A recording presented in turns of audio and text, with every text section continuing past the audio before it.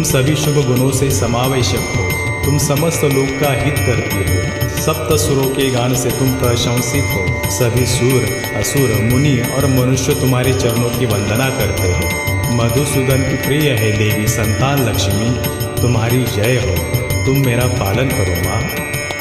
जय कमलासनी सद्गतिदायिनी ज्ञान विकासिनी गानमये अनुदिनमर्चित कुङ्कुमधूसर भूषितवासित वाद्यमुते कनकधरा स्तुति वैभव वन्दित शङ्कर देशिक मां